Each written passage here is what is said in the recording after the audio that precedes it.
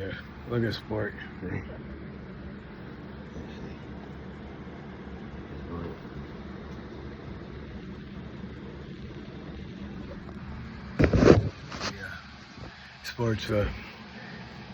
Yeah, Sport's Sport is sort of the commander of the troops, but it's starting to thunder out, and when it starts to thunder out, he starts shaking. He gets really afraid, and I've tried to desensitize him to it by, like hugging him and stuff like that, and he just, it looks like he's almost gonna have a heart attack. He shakes so much.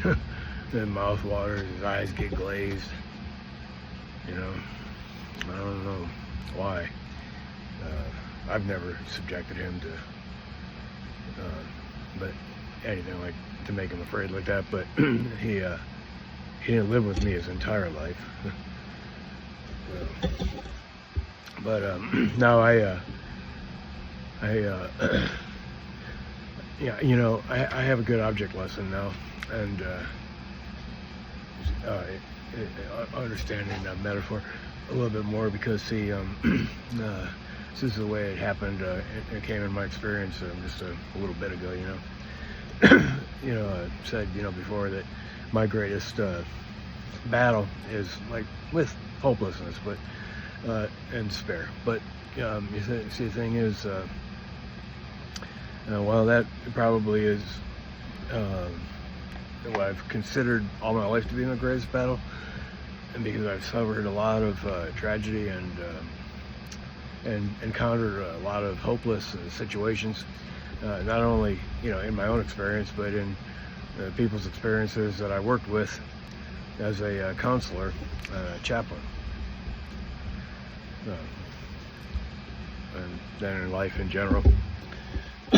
But so I started thinking, these thoughts like, what, like this, as far as like these talks, like a little aversion to doing them, and the thought is it doesn't matter anyway. It don't matter anyway. It doesn't matter, especially if we're all going to die and be dead.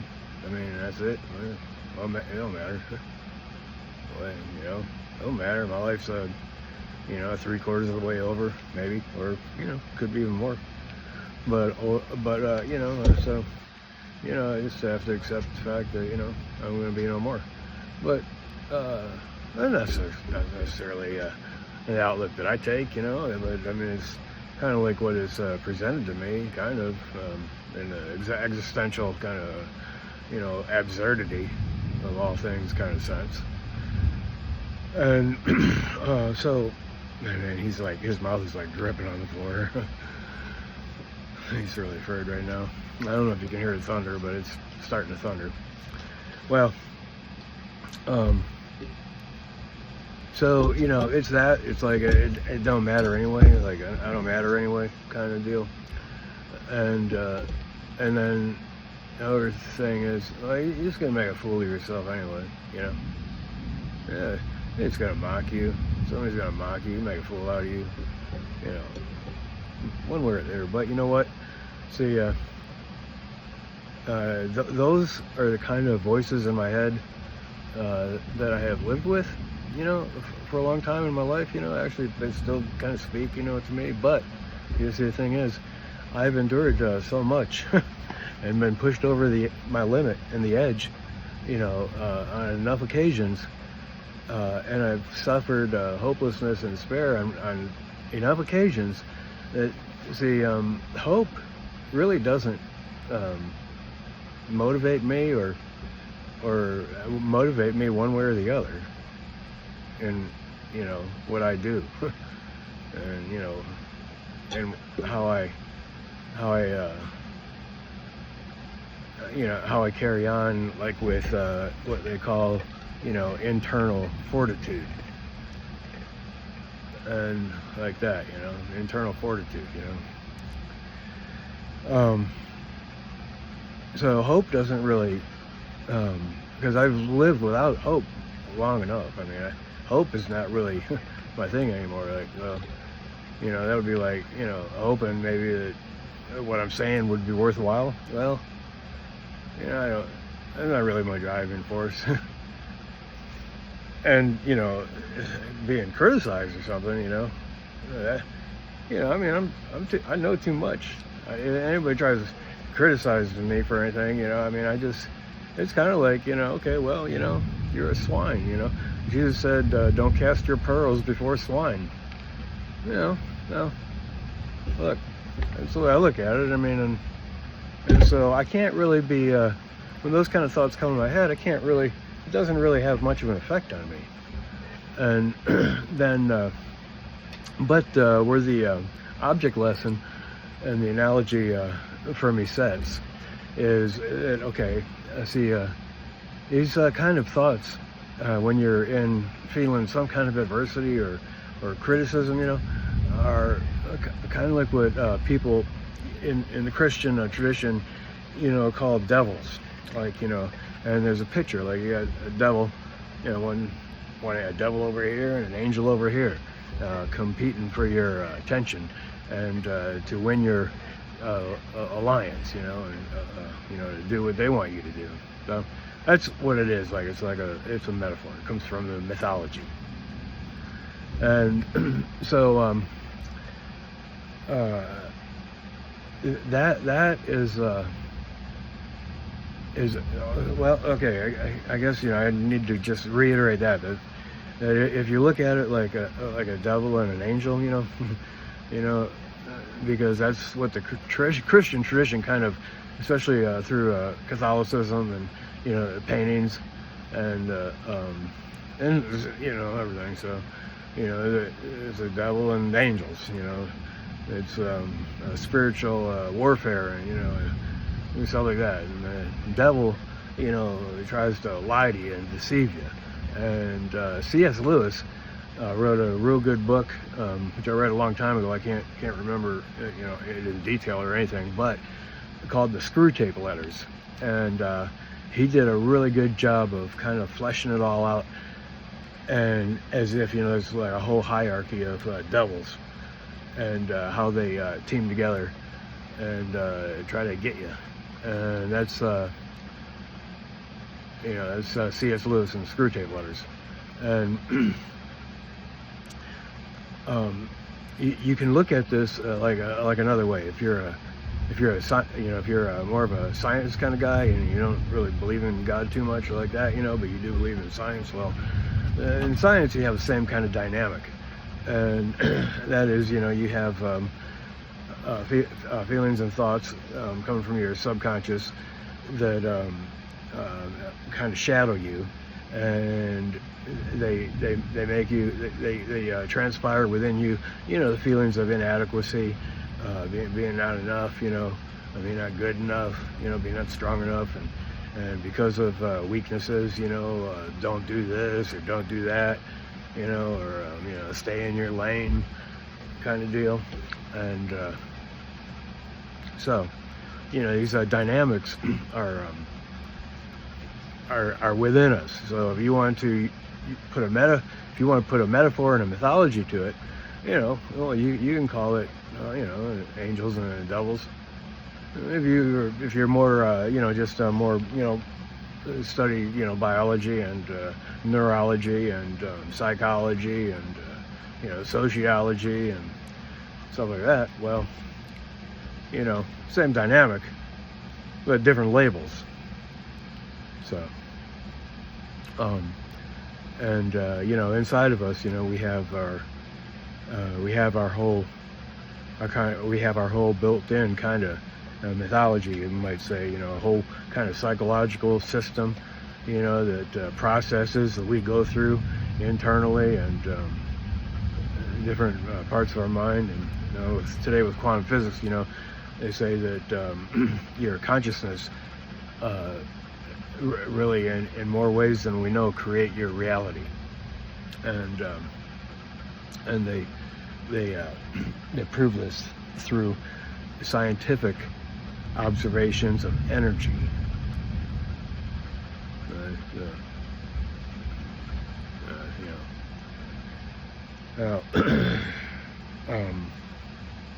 So, when I went through my dark night of the soul, you might say, when I felt like I had a dream and I got thrown overboard, and and God was, it felt like God had forsaken me, and I found, the words in the Bible when Jesus, I read the crucifixion again, and my God, why have you forsaken me?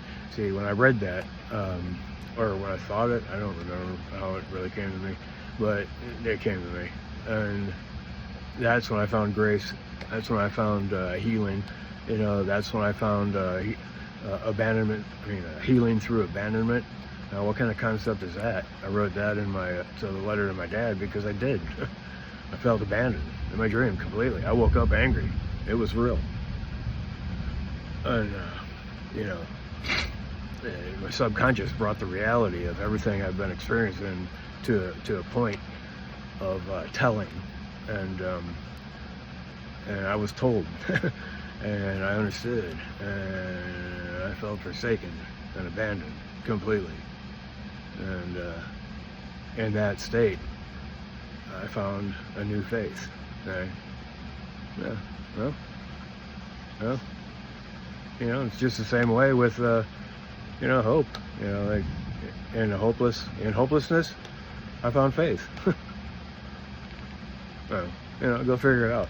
I can't really figure out how that process works, but it does. Well, the voice of God is strong within us. That's all I got to say. And some people listen, some people don't. Some people acknowledge it as God. Some people acknowledge it as force. Some people acknowledge it as just a mental process. Some people acknowledge it as a spiritual battle within inside of each one of us. Some people acknowledge it as devils speaking and angels speaking, waging war for our souls. And just pointing out a lot of different ways that people handle things. And but I've always come from a spiritual point of view. Growing up, I spent a lot of time, trying to pay mind to,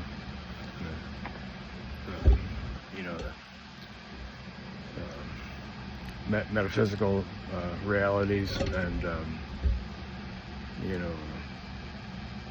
ethereal stuff.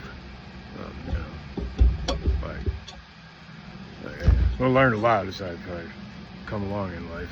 But, I remind you that this poem I'm going to read you was from,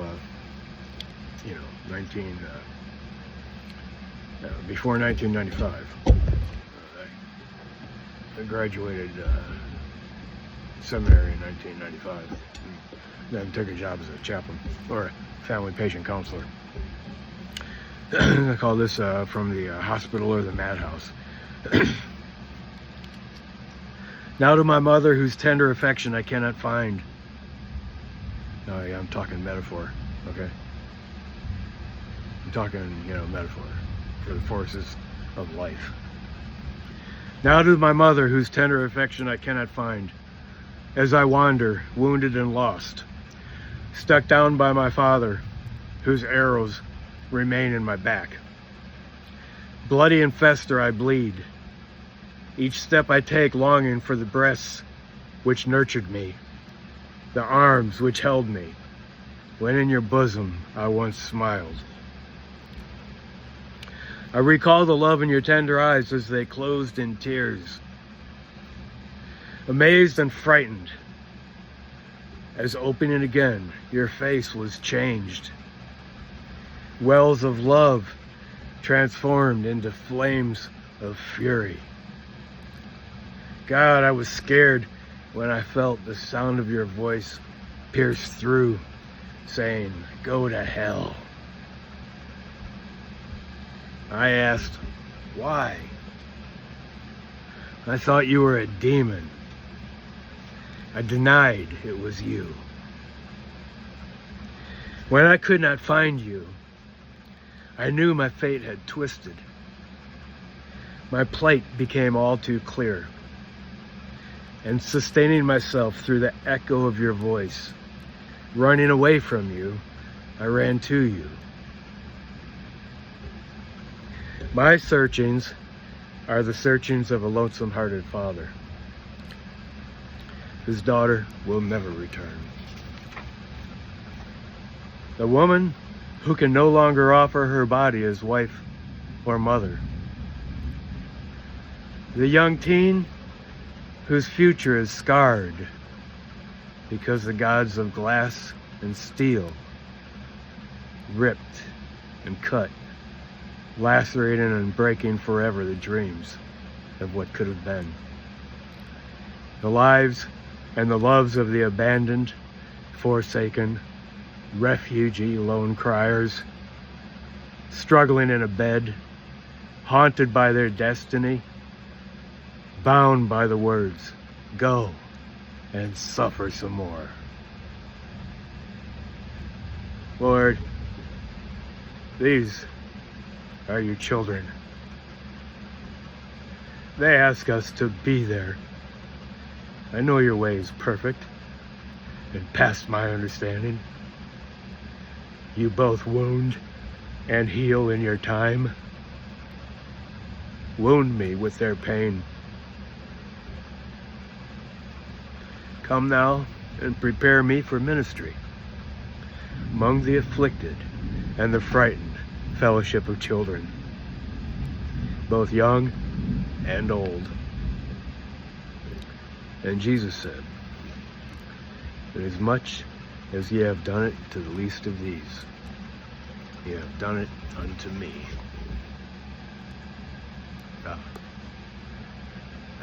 See, that's it's a journey that I went on, and it's a mythology. Okay? I'm not talking about, like my real mother's breasts.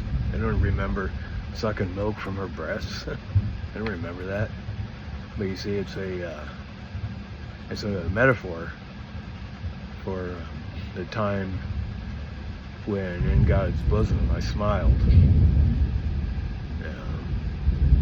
Like, I don't know if you can hear the thunder, all right, but it's thundering, now it's forth.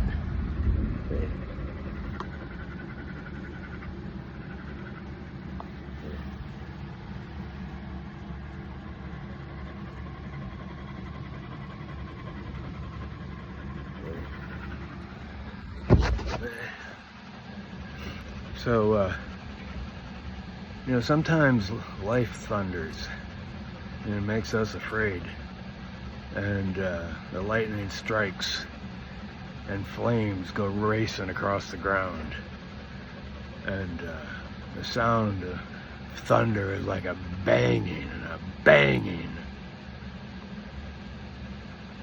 and then the rain starts falling, and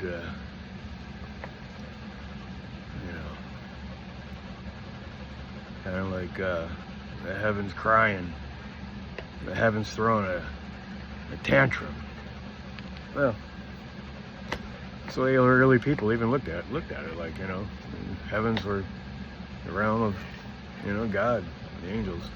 Some people would tell their kids, God's just up there moving furniture. I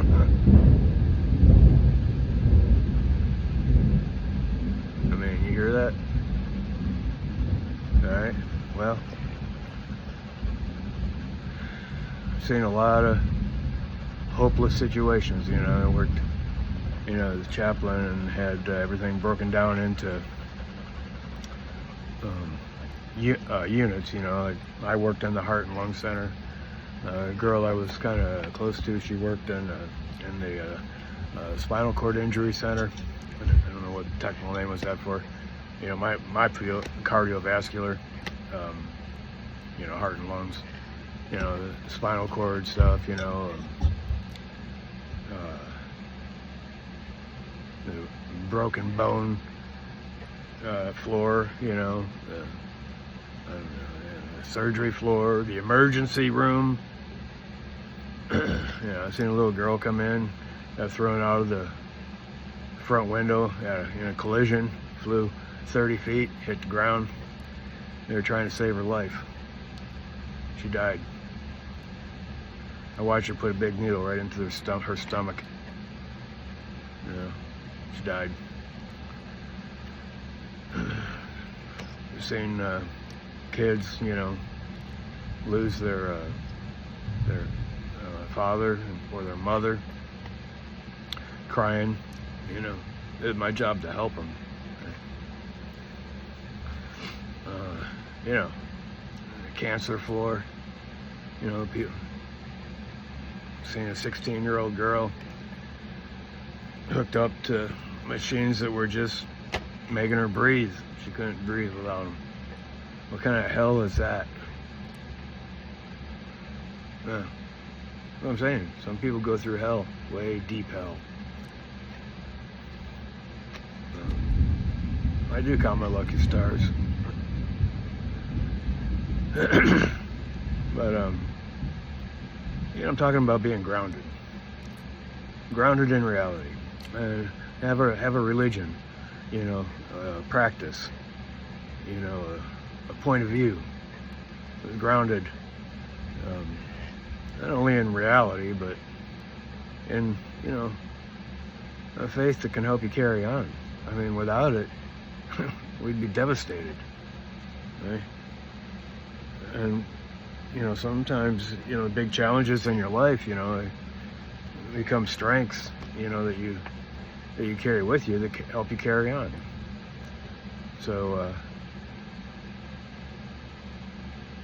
I hope you got that object lesson though. See, that's what mythology and metaphor are, and they point to the stuff that's going on inside of us, and how we behave, and how we respond, and the context that we have and what we do with it, and how we handle the challenges in life, and what that does to us inside.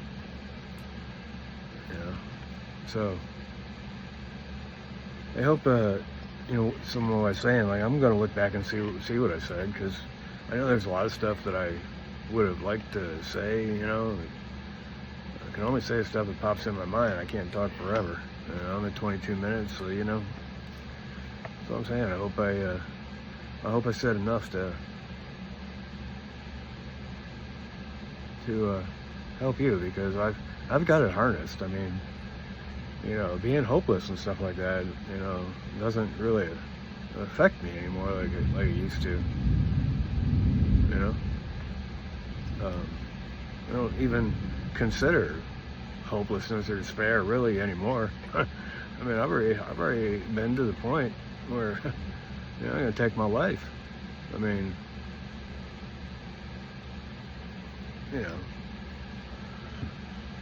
so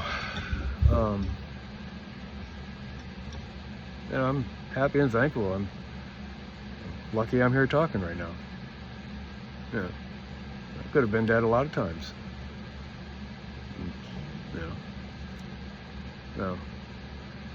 And as far as making a fool of myself or something, I don't care about that.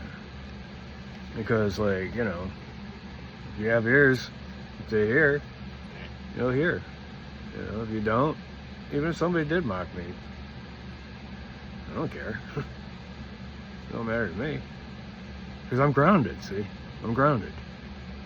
I can't be pushed off of my feet. I'm gonna be killed. But